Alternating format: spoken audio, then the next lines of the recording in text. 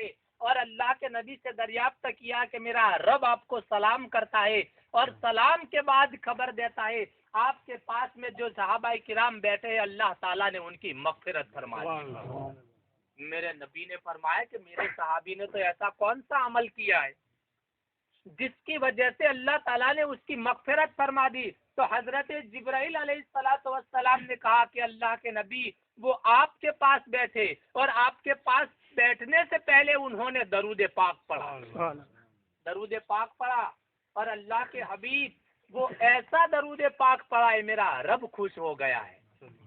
मेरे नबी ने फरमाया कि ऐसा तो कौन सा दरूद पढ़ा है, ऐसा तो कौन सा दरूद पढ़ा है। तो साहबा हजरत जिब्राइल अलैहिस्सलातु वस्सलाम ने कहा कि अल्लाह के हबीब जैसे ही दरूद पाक पढ़ा वैसे ही अल्लाह ताला ने फरिश्तों को हुक्म दे दिया कि उसके सवाब को तुम लिखो, उसके सवाब को लिखो। अल्लाह के हबीब उनके सवाब को लिखने के लिए अल्लाह ताला ने पूरी दुनिया के दरख्तों को काटा और उसकी कलम बनाई, उसकी कलम बनाई और कलम की रोशनी के लिए अल्लाह ताला ने दुनिया भर के दरियाओं का पानी ले लिया और उसकी रोशनी बनाई और जमीन और आसमान के जितने भी तबक होते अल्लाह ताला ने उन सब का फर्श बिछाया यानी कि पर्दे बना दिए। उसके ऊपर सहाबाए किराम उसका सवाब लिखते हैं। अल्लाह के नबी कयामत आ जाएगी मगर सवाब न लिख सकेंगे। तो मेरे नबी ने फरमाया कि ऐसा तो कौन सा दरूद पाक पढ़ा जिसका इतना सारा सवाब है। हम दरूद पाक पढ़ते हैं अल्लाहुम्मा सल्ली अला सय्यदना व मौलाना मोहम्मदिन कद कदा अदरिकनी या रसूल अल्लाह। ये कद कदा का मतलब क्या होता है? कद कदा का मतलब ये होता है कि अय अल्लाह के हबीब जो आपके दर्जात है अल्लाह ताला उनसे भी आपके दर्जात बुलंद करे, इसका मतलब ये होता है। अब सहाबाए किराम ने कौन सा दरूद पाक पढ़ा? वो दरूद पाक हजरत जिब्राइल अलैहिस्सलातु वस्सलाम ने अल्लाह के नबी की बारगाह में पढ़ा और जिब्राइल अलैहिस्सलातु वस्सलाम ने बताया कि अल्लाह के हबीब ये आपके सहाबाए किराम ने दरूद पाक पढ़ा। वो दरूद ये है अल्लाहुम्मा सल्ली अला सय्यदना व मौलाना मुहम्मदिन फिल अव्वलीन वल आखिरीन व फिल मलाइकतिल आला इला यौमिद्दीन। ये दरूद पाक पढ़ा। तो एक दरूद पाक पढ़ते हैं तो कयामत तक फरिश्ते उसका सवाब लिखते हैं। वो सवाब पूरा नहीं होता तो हम तो अल्लाह के नबी पर दरूद पाक पढ़ते हैं कद कदा अदरिकनी या रसूल अल्लाह। तो आप अंदाजा लगाइए मेरी माएँ और बहनें, हम दरूद पाक पढ़ेंगे तो अल्लाह ताला हमारी मग़फ़िरत फरमा देगा। औरतें, अल्लाह के नबी सल्लल्लाहु ताला अलैहि वसल्लम की हदीस है औरतों के बारे में। मेरे नबी ने फरमाया औरत 5 वक्त की नमाज पढ़े।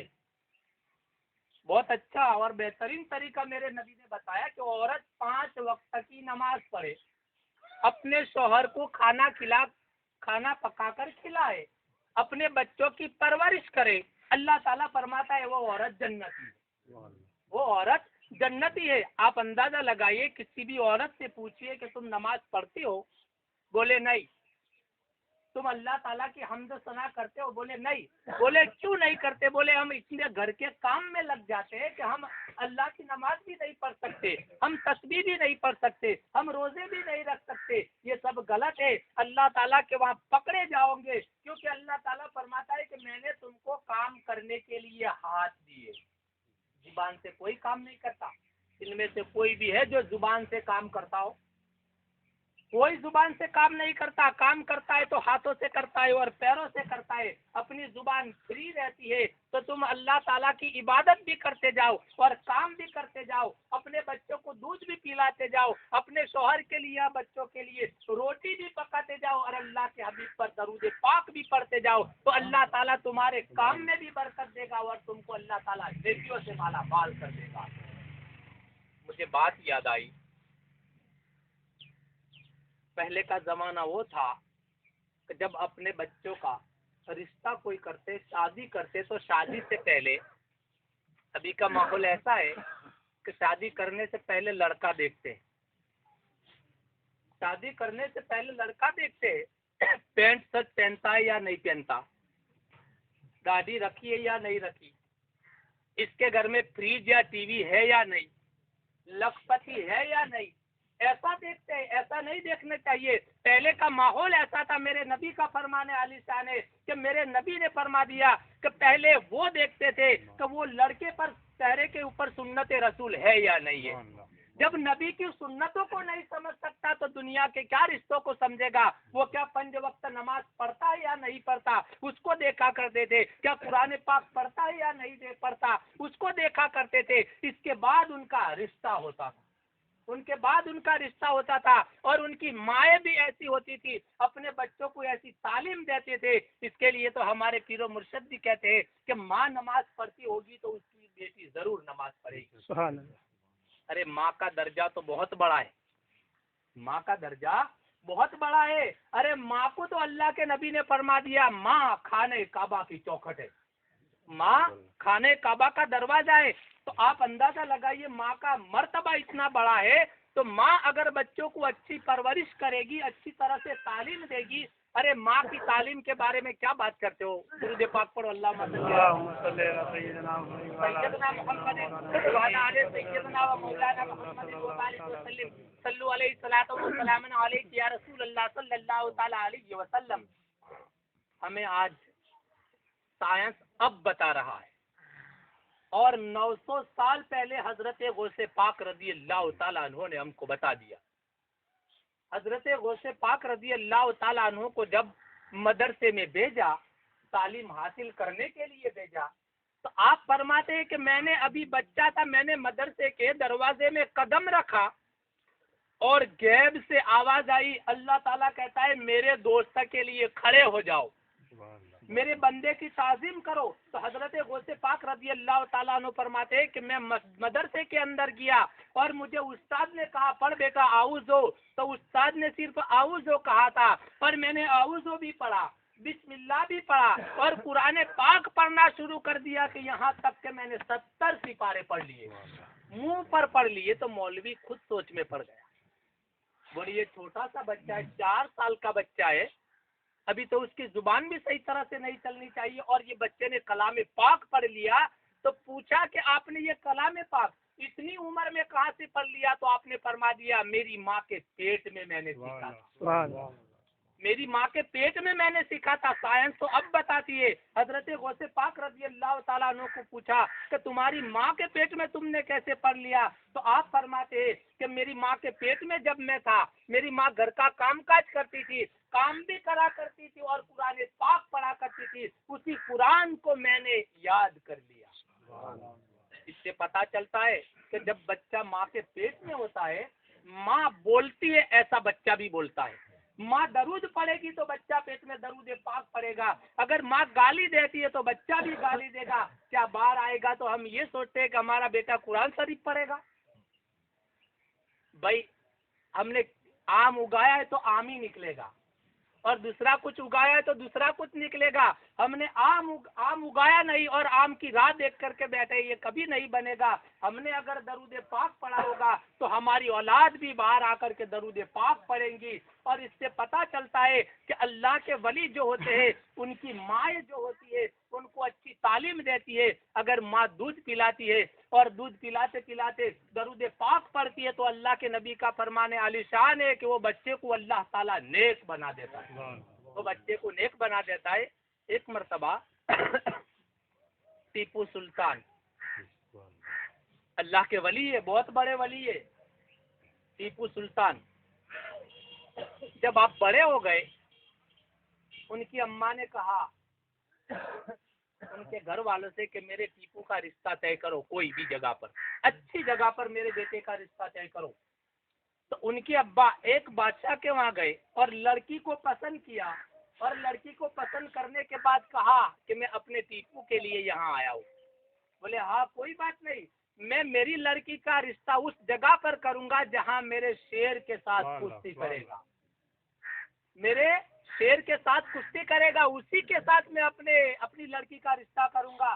तो बादशाह बेचारे नाउम्मीद होकर के वापस चले आए। अपनी घरवाली ने कहा क्या हुआ, रिश्ता पक्का हो गया? बोले नहीं, कोई नहीं भेजेगा वह लड़के को मरने के लिए। बोले क्या बात है? बोले बादशाह कहता है मेरे शेर के साथ जो कुश्ती करेगा उसी के साथ मेरी लड़की का ब्याह होगा। तो मैं अपने लड़के को जो है मौत के मुंह में नहीं देख सकता। तो उनकी घरवाली ने कहा, जाओ तुम क्या करके आओ कि मेरा बेटा शेर के साथ लड़ेगा, शेर के साथ लड़ेगा। तो बादशाह ने कहा कि तुम जरा होश करो, तुम होश में आओ, वहाँ तो जिंदगी का सवाल है और शेर जो है वो मार डालेगा। बोले तुम जाओ और हाँ भर के आओ और मेरा बेटा जो है वो शेर के साथ लड़ेगा। जब वो बादशाह क्या करके आए, अपने मकान पे आए, इतने में हजरत टीपू सुल्तान जो है घोड़ा दौड़ाते हुए आए। उनकी अम्मा ने कहा, बेटा ठहर जाओ, घोड़े से मत उतरना। बोले क्या बात है? बोले सामने वाला बादशाह है, उसके शेर से कुश्ती करके आओ। बोले अच्छा माँ, जैसा आपका हुक्म। आपने भी नहीं कहा कि माँ मैं कैसे शेर के साथ लड़ूं, मेरी माँ का हुक्म है। आप दौड़ते हुए वहां चले गए और आपने शेर के साथ कुश्ती की, यहाँ तक के शेर को मार डाला, शेर को मार डाला। जब शेर को मार करके वापस आए तो बादशाह ने सबसे पहले अपनी बेगम से पूछा कि तूने कौन से पीठ बल पर, कौन सी ताकत पर मुझसे कहा था कि मेरा बेटा शेर के साथ कुश्ती करेगा? ऐसी तो इसके अंदर कौन सी ताकत है? तो उनकी घरवाली कहने लगी कि तुम्हें क्या मालूम, जब से मेरा बेटा पैदा हुआ और जब से मेरा दूध पिया तो कभी ऐसा नहीं बना कि मैंने बिस्मिल्लाह बोले बगैर कभी दूध पिलाया। बिस्मिल्लाह बोले बगैर मैंने कभी दूध नहीं पिलाया। तो सिर्फ बिस्मिल्लाहिर्रहमानिर्रहीम कह करके माँ दूध पिलाती है। अल्लाह ताला उनको ऐसी गैब से ताकत अता फरमा देता है। तो हम अगर हमारी औलाद को दूध पिलाते हैं और दूध पिलाते पिलाते अगर अल्लाह के हबीब पर दरूद पाक पढ़ेंगे, कलामे पाक पढ़ेंगे, तो आप अंदाजा लगाइए अल्लाह ताला उसका सीना जो है वो नूर से भर देता है। दरूद पाक पढ़िए, सैयदना मुहम्मद व अला आलि सैयदना व मौलाना मुहम्मद व बारिक व सल्लिम सल्लु अलैहि सलातम व सलामन अलैहि या रसूलल्लाह सल्लल्लाहु तआला अलैहि वसल्लम। औरत कल कयामत के दिन अल्लाह की बारगाह में ये नहीं कह सकेगी कि मैं काम में फंसी हुई थी। औरत ये नहीं कह सकती कि मैं बच्चों वाली थी तो मैं नमाज न पढ़ सकी। औरत कल कयामत के दिन अल्लाह ताला से छुटकारा नहीं पा सकती। ऐसा मत सोचना कि औरतों को ही कहते हैं। मर्द और औरत अल्लाह ताला की बारगाह में कोई छूट नहीं सकता।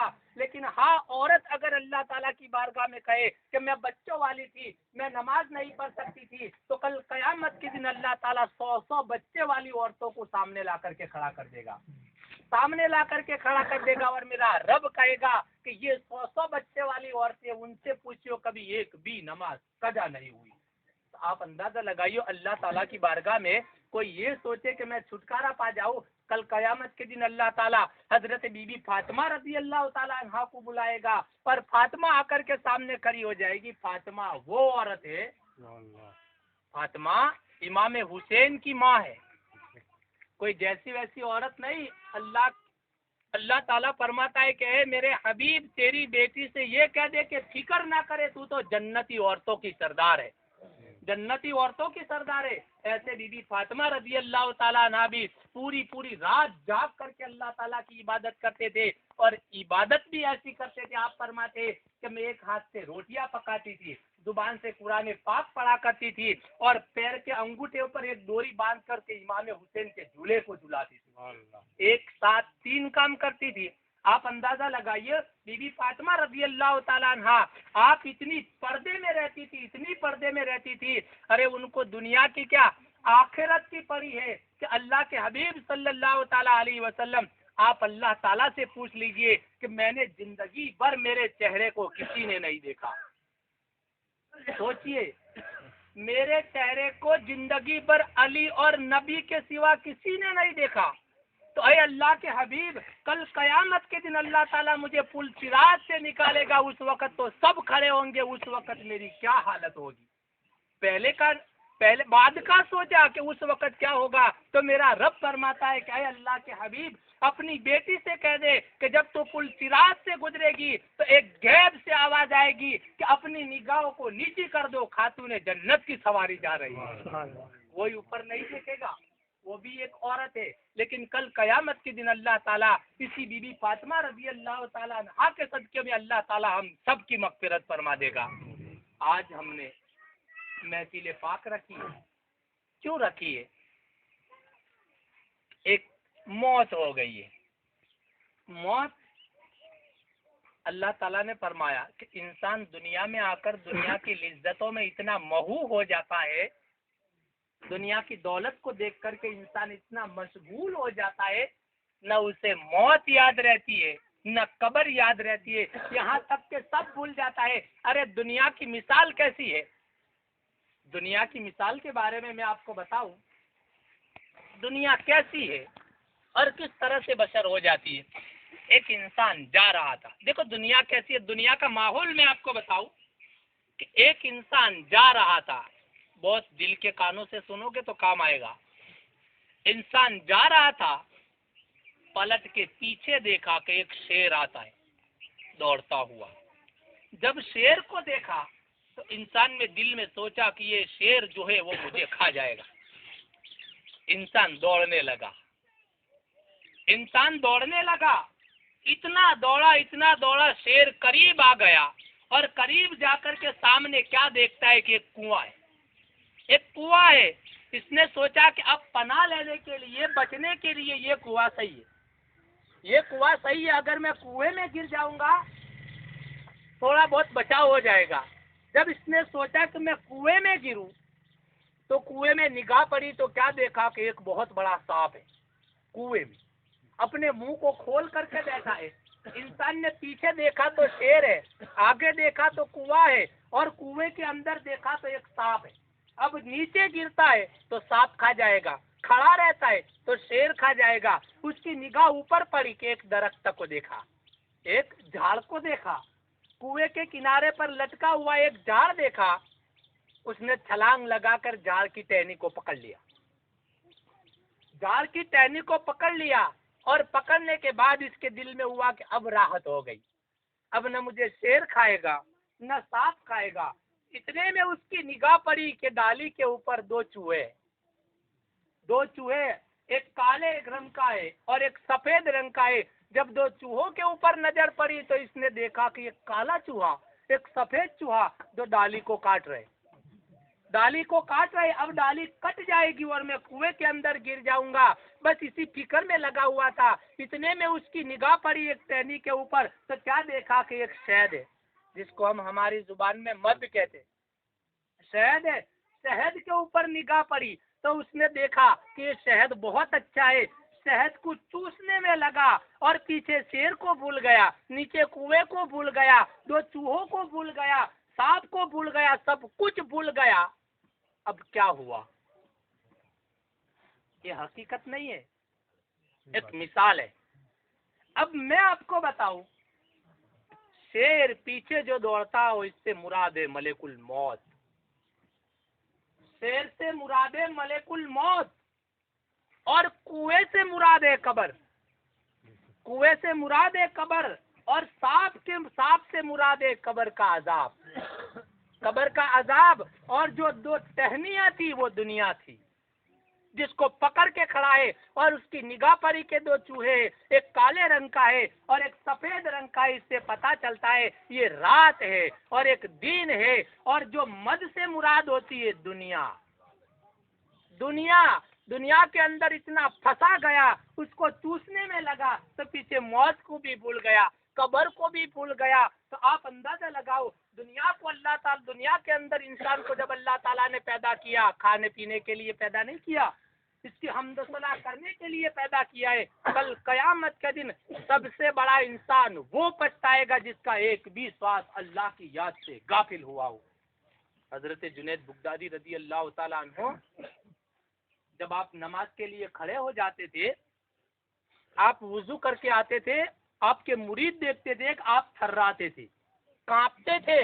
तो मुरीदों ने कहा कि हुजूर क्या बात है, आप कांपते क्यों? तो आपने फरमाया कि मेरा रब फरमाता है मैं दुनिया में किसी को अपना चेहरा नहीं देखा था, उसको दिखाता हूँ जो नमाज के लिए मेरे सामने खड़ा होता है।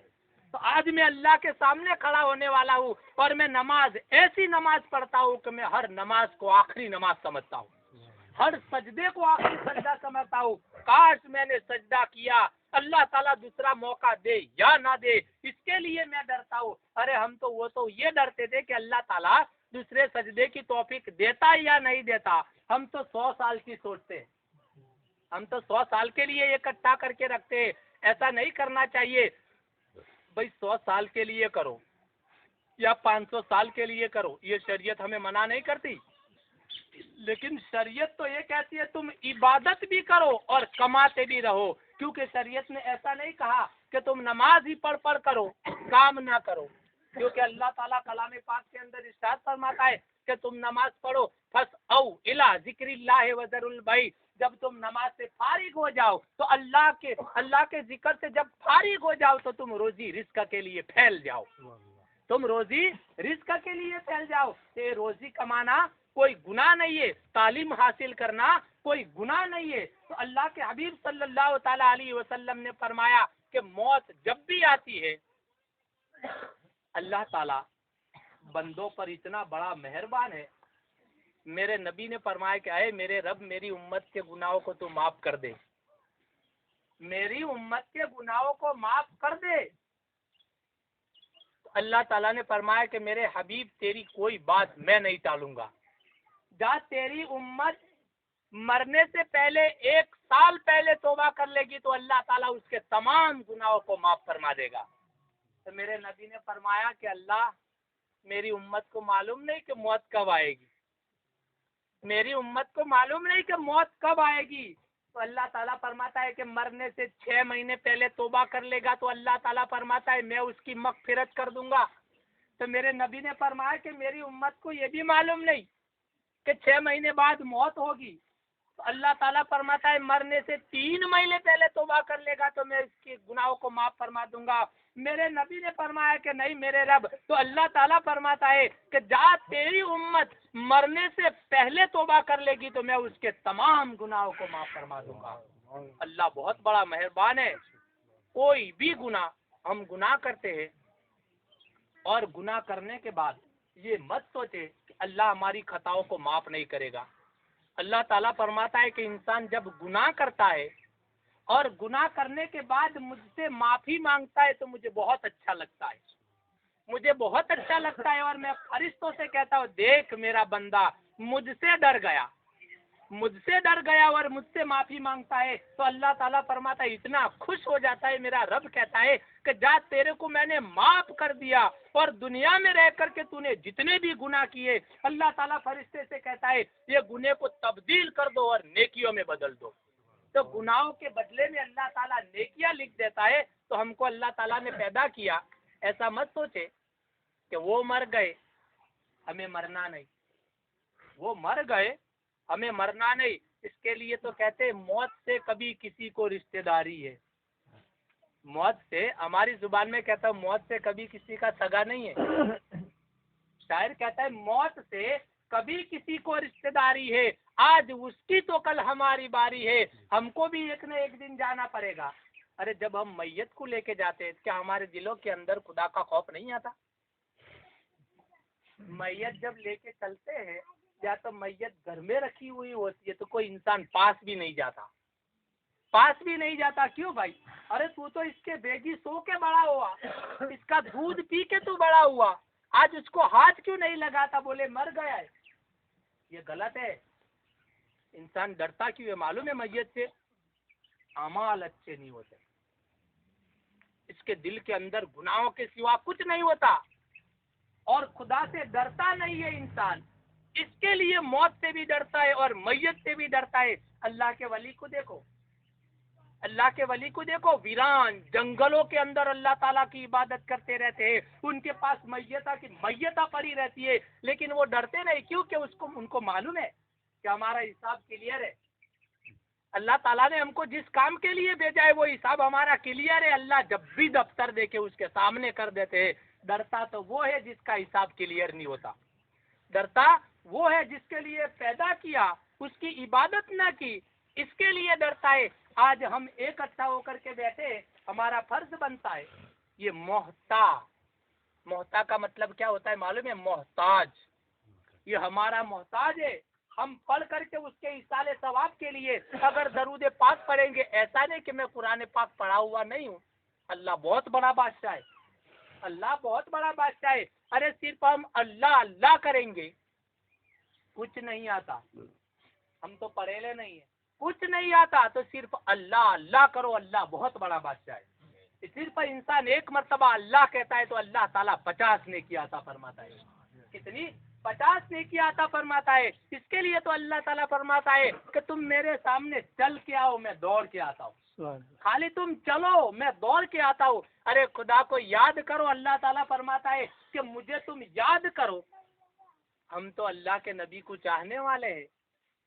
एक शख्स एक मंदिर में था और या सनम या सनम या सनम करता था, पूजा पाठ करता था। सनम का मतलब होता है जिसकी पूजा करते, उसको सनम कहते। पत्थर को अरबी जुबान में सनम कहते हैं और अल्लाह को समद कहते हैं। तो वो इंसान जोर जोर से, जैसा एक लो लग गई, या सनम या सनम या सनम कहता था। या सनम कहते कहते एक मर्तबा उसकी जुबान से निकल गया या समद। तो अल्लाह ताला ने 70 मर्तबा कहा, बोल मेरे बंदे, बोल मेरे बंदे। तो फरिश्ते भी ताज्जुब में पड़ गए कि अल्लाह तेरा तो ऐसा कौन सा बंदा है जिसकी आवाज पर तू खड़ा हो गया और 70 मर्तबा तूने कहा कि बोल मेरे बंदे, बोल मेरे बंदे। बोले एक मेरा बंदा है जिसने जिंदगी में कभी मुझे याद न किया, लेकिन एक मर्तबा मुझे भूल से याद कर लिया। तो अल्लाह ताला फरमाता है मैंने उसको 70 मर्तबा याद किया। हम अगर अल्लाह ताला को याद करेंगे, उसकी तस्बीह व तहलील पढ़ेंगे, ऐसा मत सोचना वो भी चला गया, कल हमें भी उसकी बारगाह में जाना है और हमें भी खड़ा होकर के उसकी बारगाह में जवाब देना है। उस वक्त हम क्या जवाब देंगे? उस वक्त हम क्या जवाब देंगे? हमको तो सबने सुना दिया, हमको सबने सुना दिया कि हम पर नमाज फर्ज है, हम पर रोजे फर्ज है, हम नमाज नहीं पढ़ते, हम रोजे नहीं रखते, अल्लाह ताला की इबादत नहीं करते। क्या अल्लाह ताला की बारगाह में जवाब नहीं देना? अरे अल्लाह ताला फरमाता है, अल्लाह ताला का बहुत बड़ा एहसान है, अल्लाह ताला का बहुत बड़ा एहसान है। जिस काम के लिए हमें भेजा वो काम नहीं करते हम, फिर भी अल्लाह ताला हमको वक्त पर खाना दे देता है। अरे अल्लाह ताला का बहुत बड़ा एहसान है। अल्लाह ताला बंदों पर कितना बड़ा मेहरबान है। आपने कभी सोचा? कोई भी इंसान ऐसा नहीं जिसको अल्लाह ताला वक्त पर खाना ना पहुंचाता हो। अल्लाह ताला वक्त पर खाना ना पहुंचाता हो, क्योंकि अल्लाह ताला फरमाता है कि मैं बंदों की रिज़्क़ का जिम्मेदार मैं खुद हूँ। मैं खुद, अल्लाह ताला फरमाता है, बंदों को वक्त पर खाना पहुंचाना मेरा काम है। अरे एक बहुत बड़े बादशाह आप फरमाते हैं कि मैंने तौबा क्यों की? मैं बादशाह था, मेरा वट था, मेरा दबदबा था, लेकिन अल्लाह ताला ने एक ऐसा असबाब बनाया कि मैंने तौबा की। और तौबा भी कैसी की मालूम है? वो बादशाह कैसे थे मालूम है? जब सुबह आप उठते थे, सुबह जब आप अपने बिस्तर पर से उठते थे तो 600 सैनिक आपके स्वागत के लिए आगे खड़ी होती थी और 600 सैनिक आपके स्वागत के लिए पीछे खड़ी हो जाती। इतने बड़े बादशाह, फिर भी आप फरमाते कि मेरी तौबा का सबब क्या हुआ, मुझे अल्लाह का डर कब से लगा? आप फरमाते कि मैं एक दिन जंगल में निकला शिकार के लिए। देखो अल्लाह ताला बंदे को नवाजना चाहता है, अल्लाह ताला बंदे को सीधा रास्ता दिखाना चाहता है, तो अल्लाह ताला क्या असबाब बनाता है। बादशाह कहने लगे कि मैं शिकार के लिए गया और मैंने एक शिकार किया।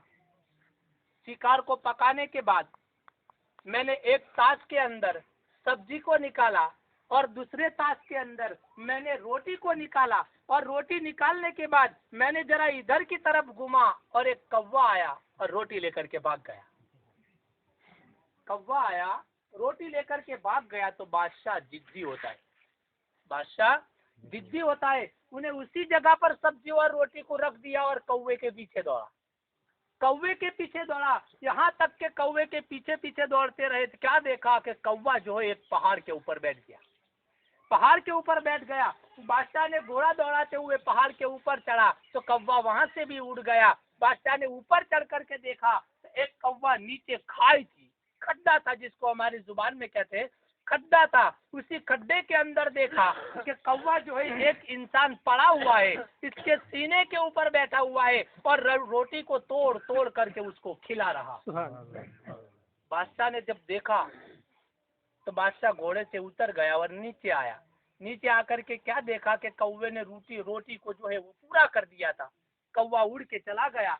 बादशाह ने जब इंसान को देखा तो उसके बंद खोले, बंधा हुआ इंसान था, उसको खोल दिया। तो बादशाह ने पूछा कि तुम कौन हो? कहने लगा कि मैं एक बहुत बड़ा ताजिर हूँ, बहुत बड़ा मालदार हूँ।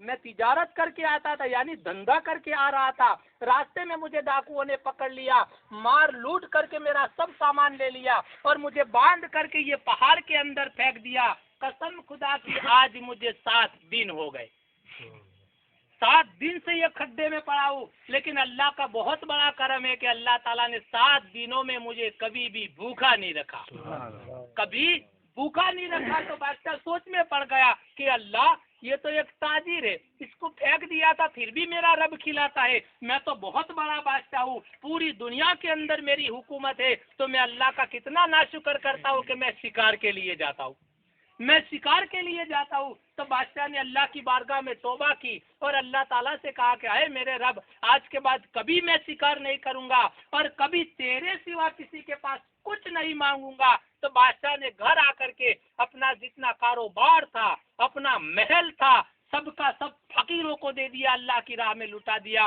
और बादशाह ने अल्लाह की बारगाह में चलने के लिए चल गए और आपने मक्के में जाकर के वहां ठहराव किया। मक्के में गए, आप फरमाते मैं बखली, शहर का नाम बखली, बखली से चल करके मक्का पहुंचा। मेरे हाथ में सिर्फ एक असा था, यानी लकड़ी, एक पानी का लोटा था और एक मुसल्ले के सिवा कुछ नहीं था। मैं बखली से मक्का पहुंचा, लेकिन कभी भी ऐसा नहीं हुआ कि अल्लाह ताला ने मुझे वक्त पर खाना ना खिलाया। तो आप अंदाजा लगाओ, हम तो अल्लाह ताला फरमाता है कि मैं तुम्हारा बंदा हुआ हूँ, मैं तुम्हें वक्त पर खाना दे दूंगा, लेकिन मौत जरूरी है, मौत जरूरी है। इसके लिए कहते हैं मौत की तैयारी करो, एक न एक दिन अल्लाह ताला की बारगाह में जाना है। जिंदगी क्या है? एक मुसाफिर खाना है। कौन सा? एक मुसाफिर खाना है। मेरे नबी ने फरमा दिया कि दुनिया के अंदर जब इंसान आए तो बड़े महलों की ना सोचे, मालो मिल्कियत की ना सोचे। अरे उसके लिए तो यही काफी है कि एक टूटी हुई गोदड़ी और एक मुसल्ला और पानी का बदला उसके लिए मयसर है। क्योंकि इंसान दुनिया में आकर के ये सोचे कि मैं एक मुसाफिर की जिंदगी बसर कर रहा हूँ। और मुसाफिर के लिए कितना सामान चाहिए, मुसाफिर के लिए कितना सामान चाहिए।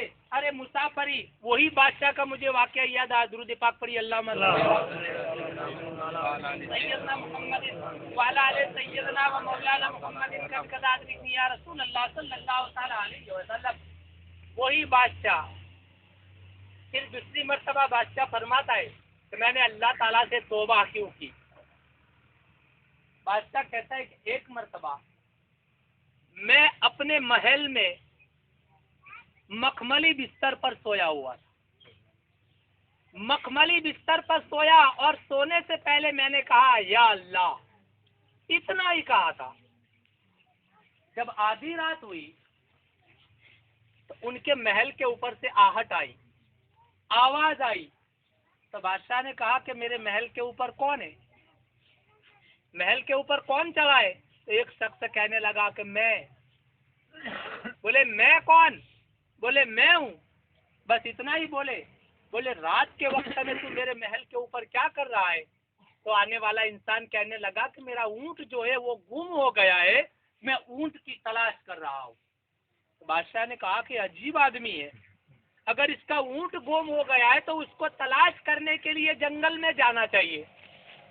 अगर किसी भी कोई चीज गुम हो जाए तो उसको तलाश करने के लिए जंगल में जाना चाहिए। ये तो इसका ऊंट गुम हो गया है और मेरे महल के ऊपर तलाश करता है, महल के ऊपर तुझे कभी ऊंट नहीं मिलेगा। तो सामने आने वाला फकीर कहने लगा कि बादशाह, जब महल के ऊपर ऊंट नहीं मिल सकता तो एक मखमली बिस्तर पर खुदा भी नहीं मिल सकता, मखमली बिस्तर पर खुदा भी नहीं मिल सकता। अगर हकीकत में अल्लाह ताला को राजी करना है तो अल्लाह ताला की इबादत करो और ऐसे करो कि मेरा रब खुश हो जाए। फकीर तो चला गया। बादशाह सुबह में अपने महल की गद्दी पर आकर के बैठा, बेचैन था, क्योंकि रात वाला सवाल जो था वो सता रहा था कि न जाने कौन होगा जिसने मुझसे ये सवाल कर दिया। जब सुबह हुई, बादशाह अपने तख्त पर बैठा, एक फकीर आया और फकीर दरवाजे के आजू बाजू सैनिक होते हैं बादशाहों के, तो वो फकीर आया, किसी से डरा नहीं, दोनों को धक्का दे दिया और फकीर अंदर चला गया। तो बादशाह सोच में पड़ गया और कहने लगा फकीर को रोको मत, आने दो, आने दो, क्योंकि रात वाली बात याद थी। फकीर जब करीब आया, फकीर ने पूरे महल को देखा। पूरे महल को देखने के बाद अपने चेहरे को बिगाड़ लिया। अपने चेहरे को बिगाड़ने के बाद बादशाह ने जब फकीर के चेहरे की तरफ देखा तो कहा, क्या बात है भाई, तूने मेरे महल को देखा और चेहरे को बिगाड़ लिया। तो फकीर कहने लगा कि ये सराया अच्छा नहीं है। सराया जिसको हमारी जुबान में गेस्ट हाउस कहते हैं। फकीर ने कहा कि ये सराया अच्छा नहीं है। तो बादशाह कहने लगा कि तुझे शर्म न आई, मेरा अच्छा खासा महल है और तूने सराया बना दिया। तो फकीर कहने लगा कि ये बता दीजिए कि आपसे पहले इसमें कौन रहता था। कहने लगे कि मेरा बाप रहता था। बोले आपके बाप के पहले कौन रहता था? बोले मेरा दादा रहता था। बोले आपके दादा से पहले कौन रहता था? बोले मेरा परदादा रहता था। तो फकीर ने कहा, बस जिसके अंदर एक आए और एक जाए उसी को सराया कहते हैं। ये मत सोचना कि ये तेरा महल है, हम तो इसे सराया समझते हैं। तो इंसान दुनिया में आकर के ऐसी जिंदगी बसर करे कि अल्लाह ताला ने हमको एक मुसाफिर बना करके दे जाए। अरे दुनिया का दस्तूर, एक दुनियावी मिसाल है, इंसान जब बस में बैठता है, इंसान जब बस में बैठता है, जिसका जहां स्टेशन आता है वहां उतर जाता है। इसी तरह इंसान एक गाड़ी के अंदर बैठा हुआ है, जो दुनिया के अंदर मुसाफरी कर रहा है, जिसका जहां स्टेशन आता है। हम नहीं कहते भाई ये तो बहुत छोटा था और मर गया, अभी तो 3 दिन का बच्चा था मर गया, ये 100 साल का था मर गया। अल्लाह ताला फरमाता है नहीं, दुनिया के अंदर जिसको अल्लाह ताला पैदा करता है, जब पैदा करता है उसी दिन उसकी मौत लिख देता है, उसी दिन इसकी मौत लिख देता है। इंसान ये ना सोचे कि अल्लाह ताला ने बहुत छोटी उम्र में ले लिया, बहुत छोटी उम्र में ले लिया, ऐसा नहीं सोचना चाहिए। हाँ, अल्लाह ताला ने एक बहाने बनाए। अल्लाह ताला कोई भी इंसान मर जाता है तो कभी अपने सर पे नहीं लेता। अल्लाह ताला आज भी देखो, किसी की मैयत हो जाती है तो इंसान एक साथ सब मिल करके खड़े हो जाते, बैठ जाते और इंसानों से पूछो, एक दूसरे से बातें करते रहते। अगर फलाने डॉक्टर को दिखाया होता तो ये इंसान ना मरता। मैंने इससे कहा था कि ये गाड़ी में सफर ना कर, ये जीप के अंदर बैठा, इसमें मर गया। ये इंसान कब सी अटैक की बीमारी थी, इसमें मर गया। ये इंसान को बरसों पहले टीबी थी, इसमें मर गया। कोई ये कहता है कि खुदा की मर्जी थी, उसकी जिंदगी के दिन पूरे हो गए थे और मर गया? कोई नहीं कहता। ये अल्लाह ताला ने दुनिया के अंदर इंसान को ऐसा फंसा दिया है कि कभी पलट करके कोई इंसान खुदा का नाम नहीं लेता। इसके लिए एक वाकया है, हजरत हातिम ताई एक बादशाह थे, आप लोगों की मदद बहुत किया करते थे। किसी को भी देखते तो आपका दिल भर आता था, क्योंकि अल्लाह ताला ने आपको वो ताकत दी थी और दिल भी ऐसा दिया था। एक मर्तबा आप मस्जिद में नमाज पढ़ के निकले और मलेकुल मौत को देखा। मलेकुल मौत को देखा और मलेकुल मौत को देखने के बाद कहा कि भाई तू सबकी रूहों को कब्जे करता है, सबकी रूहों को लेता है, जरा ये बता दे मेरी रूह कब और कहाँ लेगा, कौन सी जगह पर लेगा? तो मलेकुल मौत ने कहा कि तुम जिस मस्जिद में नमाज पढ़ के आए ना, उस मस्जिद के मीनारे को देख लो।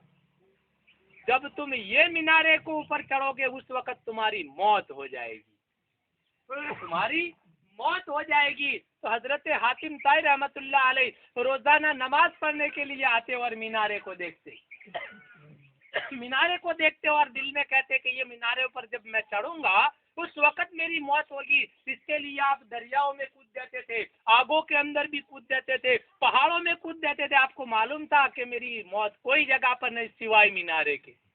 तो आप मीनारे को रोजाना देखते। एक दिन जब उनकी मौत का वक्त करीब आ गया, आप नमाज के लिए जा रहे थे और आपकी निगाह पड़ गई कि मीनारे के ऊपर एक छोटा सा बच्चा जो है वो ऊंधा लटक रहा है, ज़ारो कतार रो रहा था। तो हातिम ताई ने देखा कि ये बच्चा गिरेगा तो मर जाएगा, गिरेगा तो मर जाएगा। तो हजरत हातिम ताई रहमतुल्लाह अलैह आप दौड़ते हुए मीनारे के ऊपर चढ़े और आपने बच्चे को पकड़ा। ऐसा मलिकुल मौत आया और मलिकुल मौत ने कहा कि देखो अल्लाह ताला अपने जिम्मे नहीं रखता, लोग देखेंगे तो ये कहेंगे कि हातिम ताई एक बच्चे की जान बचाने के लिए एक मीनारे के ऊपर चढ़ा और उसका पैर फिसल गया और इंतकाल कर गया। बस इतना कहने के बाद मलिकुल मौत ने उनकी रूह ले ली। आप मीनारे से नीचे आ गए। लोग आपस में कहने लगे कि ये बच्चे को बचाने के लिए गए और उनका पैर फिसल गया और वो खुद इंतकाल कर गए। अल्लाह ताला ने ऐसे ऐसे असबाब बनाए, ऐसी ऐसी बीमारियां बनाई है जिनके बारे में कोई खुदा से नहीं कहता। ये दिल के अंदर कोई इंसान कहे कि रब की मर्जी थी, अल्लाह ने चाहा। देखो मौत है ना, मौत एक अल्लाह की अमानत है। मौत एक अल्लाह की अमानत है। अरे अल्लाह के नबी सल्लल्लाहु ताला अलैहि वसल्लम के सहाबाए किराम, आपके सहाबाए किराम एक दिन मजदूरी करने के लिए गए थे और आपके घर एक बच्चा था, वो बच्चा इंतकाल कर गया। बच्चा इंतकाल कर गया। जब सहाबाए किराम रात को वापस आए तो उनकी बीवी ने उनकी खातर तवाजा की, उनको खाना खिलाया, अच्छी तरह से बिठाया, हंस करके बात करी और बात करने के बाद कहा कि आप रोजाना अल्लाह के नबी के पास बैठते, आप रोजाना अल्लाह के नबी के पास बैठे। अल्लाह के नबी उनके बारे में क्या तालीम देते कि किसी की अमानत हमारे पास हो और कोई अमानत मांगे उसका क्या करना। तो साहबाए किराम ने कहा मेरे नबी तो फरमाते को कोई हमको अमानत रखने के लिए दे कि ये अमानत तुम्हारे पास रखो, और अमानतदार अगर रात आधी रात को मांगे या दिन को मांगे, कोई भी वक्त मांगे तो उसकी अमानत को दे देना चाहिए। तो उनकी बीवी ने कहा कि मेरे शौहर आप बुरा मत लगाना, हमारा बच्चा जो है वो भी तो एक खुदा की अमानत थी, हमारा बच्चा जो है वो भी एक खुदा की अमानत थी। तो आज अल्लाह ताला ने हमसे ले लिया है तो आप खुशी खुशी दे देना, क्योंकि नबी की तालीम है, नबी की तालीम है। तो अल्लाह ताला ने मौत जिंदगी भी एक अमानत दी है। हमारे वहाँ कोई बच्चा पैदा होता है तो हम मिठाइयाँ बांटते हैं, खुशियाँ उड़ाते हैं। कोई पूछता है तो क्या हुआ, बोले अल्लाह ताला ने हमारे वहाँ लड़का पैदा कर दिया या लड़की पैदा कर दी। जब बच्चा पैदा होता है तो हम इतने खुश हो जाते हैं, जब देता है तो खुश हो जाते हैं। तो फिर लेने के वक्त भी कंजूसाई नहीं करनी चाहिए, देने के वक्त भी, क्योंकि अल्लाह का बहुत बड़ा एहसान है। अल्लाह ताला ने हमको दिया, इसका बहुत बड़ा एहसान है। ऐसा नहीं करना चाहिए कि अल्लाह ने हमसे ले लिया। अल्लाह ताला फरमाता है कौन है जो मेरे सामने बांध सके, अल्लाह ताला फरमाता है कौन है मेरे सामने बांध सके। और सबको एक न एक दिन अल्लाह ताला की बारगाह में हाजिर होना है और अल्लाह ताला की बारगाह में जवाब देना है, क्योंकि हमारा मतलब मैयत को राहत पहुंचाना है, मैयत को राहत पहुंचाना है। जो गया वो वापस नहीं आता, लेकिन जो वापस आए हुए हैं उनको एक न एक दिन अल्लाह ताला की बारगाह में जाना है और कब्र के अंदर खड़ा रहना है और अल्लाह ताला की बारगाह में जवाब देना है। कब्र के बारे में मेरे नबी ने फरमाया कब्र वो चीज है, कब्र इंसान को रोजाना 70 मरतबा पुकारती है। कितनी मरतबा? 70 मरतबा पुकारती है कि अनकरीब तू मेरे अंदर आएगा, अनकरीब तू मेरे अंदर आएगा। तो जमीन पर अकड़ और इतरा करके मत चल, तू मेरे अंदर आ जाएगा। और मैं उसको इंसान को कब्र जो है ऐसा दबोच लेती है, कब्र इंसान को 2 तरह से दबाती है। अल्लाह के नबी की हदीस है कब्र इंसान को 2 तरह से दबाती है। एक तो कहती है तो बच्चे को माँ दबाती है, मोहब्बत से बच्चे को माँ दबाती है, जिसके अमाल अच्छे होती है उसको कब्र मोहब्बत करती है। जैसा माँ दबाती है ऐसा कब्र दबाती है। और कब्र दूसरी जगह पर कहती है कि मैं इंसान को ऐसा दबाती हूँ, मेरे कहने के ऊपर अगर उसने अमल नहीं किया तो मैं उसको ऐसे दबाती हूँ, ऐसे दबाते हूँ, बाई पसलियाँ जो है वो दाई तरफ हो जाती है और दाई पसलियाँ जो है वो बाई तरफ हो जाती है। ऐसी कब्र दबाती है, ऐसी कब्र दबाती है। आज मैं आखिरी बात करके आपसे रुखसत होता हूँ। आज हम रोते हैं, रोना कोई गुनाह नहीं है, सबको एक न एक दिन जाना है। रोना कोई गुनाह नहीं है। मेरे नबी ने फरमाया कि इंसान की जब इंसान जुदा हो जाता है, इसकी माँ हो चाहे बाप हो चाहे भाई हो, जो भी बिछड़ जाता है तो उसको आंसू निकल जाते हैं। लेकिन मेरे नबी ने फरमाया कि तुम वावेला मत करो, वावेला मत करो, तुम अपने बालों को ना तोड़ो, अपने सरों को ना पटको, बस अल्लाह ताला की बारगाह में दुआ करो। आज तो ऐसा माहौल हो गया है, ना रोवे इंसान, ना रोवे तो देखो कि इसकी माँ मर गई फिर भी नहीं रोता, इसका बाप मर गया फिर भी नहीं रोता। अगर बाप से मोहब्बत होती तो जरूर रोता। अरे मोहब्बत किसको कहते हैं? मोहब्बत उसका नाम है जो फायदा पहुंचाए, मोहब्बत उसको कहते हैं जो फायदा पहुंचाए। अगर तुमको हकीकत में अपने माँ बाप से या मरने वाले से मोहब्बत है तो उसकी मोहब्बत के अंदर तुम किसी को खाना खिलाओ, किसी को कपड़ा पहनाओ, या तो मस्जिदों के अंदर कुछ चीजों को अल्लाह की रजा के लिए रख दो, या तो बच्चों के पास कलाम पाक पढ़ाओ, या तो गरीबों को कपड़े पहना दो, या तो कोई न कोई अच्छी चीज तुम उसके लिए खर्च कर दो, तो वो सवाब कायम के लिए काम आएगा। इसको मोहब्बत कहते। मोहब्बत इसको नहीं कहते रोना। अगर रोना है, हमें रोना है तो भी रो, कोई गुनाह नहीं। अल्लाह के नबी सल्लल्लाहु ताला अलैहि वसल्लम ने जब दुनिया से विसाल किया तो हजरत बीबी फातिमा रज़ी अल्लाह ताला अन्हा जरूर रोई थी, लेकिन वो इसीलिए रोती थी कि अल्लाह के हबीब, मैं रोजाना आपको देखती थी, आज नहीं देख सकती। अरे अल्लाह के नबी, मैं आपके चेहरे को देखे बगैर हरगिज नहीं रह सकती, इसके लिए रोती थी। ऐसा नहीं कि मेरे अब्बा हुजूर चले गए इसलिए रोती थी कि अल्लाह के नबी को देखे के बगैर उनको चैन नहीं आता था। अगर हम भी रोएंगे, हम दरूद पाक पढ़ेंगे, कलाम पाक पढ़ेंगे, विर्द वज़ाइफ करेंगे और रो करके अल्लाह की बारगाह में दुआ करेंगे कि ऐ मेरे रब, सबसे पहले तो मैंने जो पढ़ा उसे तो अपनी बारगाह में कबूल फरमा, पर मैं अपने माँ बाप से मोहब्बत करता हूँ, इसके सदके में तो उसकी मग़फ़िरत फरमा दे। रोने रोने के भी तरीके अलग है, एक दिखावे का रोता है और एक अल्लाह को राजी करने के लिए रोता है। तो हम अगर मोहब्बत वाले हैं, अपने माँ बाप से मोहब्बत करते हैं, तो मोहब्बत का मतलब ये नहीं कि हम रो रो कर लोगों को दिखाए। आज तो माहौल भी ऐसा है, रोवे ना तो क्या करे। अगर घर में ना रोवे तो लोग बातें करते कि देखो ये रोता नहीं है, ये गलत है। ऐसा नहीं, अगर हम घर में बैठ करके अल्लाह ताला की तस्बीह व तहलील करें और एक बात का ख्याल रखे, जिसके घर मैयत हो गई, जिसके घर मैयत हो गई, उसको जब इसके घर जारत हो जाती है, तीजे की जारत हो जाती है, उसके बाद उसके वहां से सोग खत्म हो जाता है। इसके बाद सोग रखना हराम, इसके बाद सोग रखना हराम। और सोग कौन रखे मालूम है? जिसका घर वाला गुजर गया वो औरत। 4 महीने न 10 दिन, 4 महीने न 10 दिन का सोग रखे, वो औरत के लिए है। और औरत को किस लिए सोगे मालूम है? तो दुनिया में उसके साथ रही, उसके साथ तूने मोहब्बत के साथ जिंदगी बसर की, तो 4 महीने न 10 दिन इसके लिए कलाम पाक पढ़, दुआ कर, दरूद पाक पढ़ और इसको इसाले सवाब के लिए पहुंचा। ऐसा नहीं कि बातें करने के लिए रखते हैं। तो तीजा हो गया, जारत हो गई, इसके बाद सोग रखना कतअन हराम है। ऐसा नहीं करना चाहिए कि भाई हमारे वहाँ मैयत हो गई है। अरे बहुत सी जगह पर तो हमने देखा है 1-1 साल तक सोग होता है।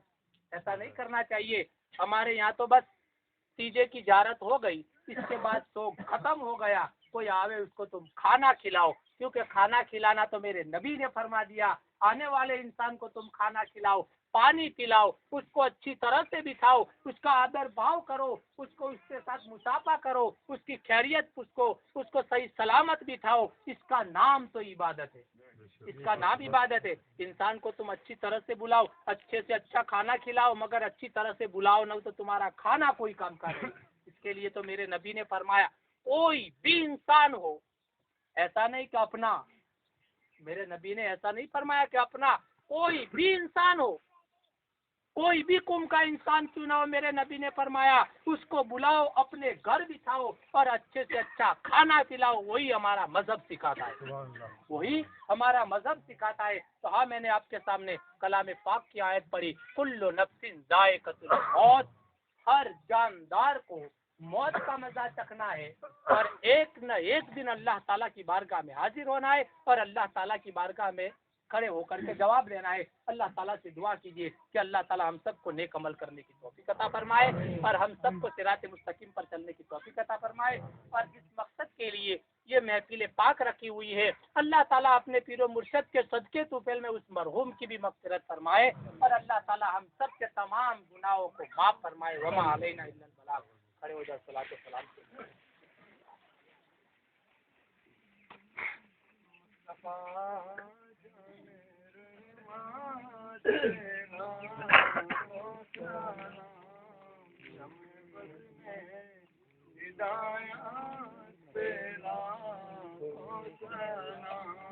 मुस्तफा जाने रहमत तेरा हो सलाम, शम्मे बद में हिदायत तेरा हो सलाम।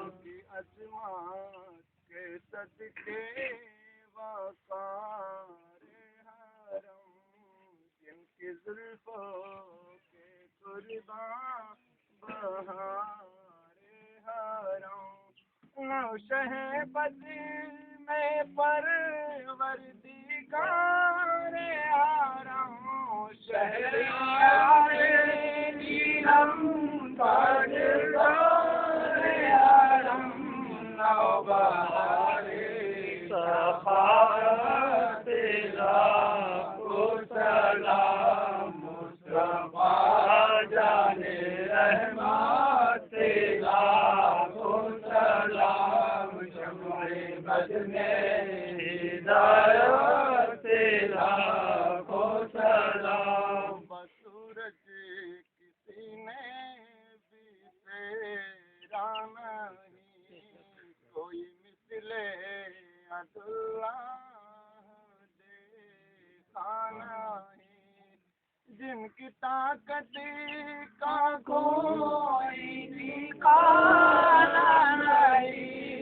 जिनको बारे दो आलम की परवाह नहीं, ऐसे बाजू की हिम्मत लाखो सलाम, मुस्तफा जाने रहमत लाखो सलाम, शम्मे बद में हिदायत लाखो सलाम।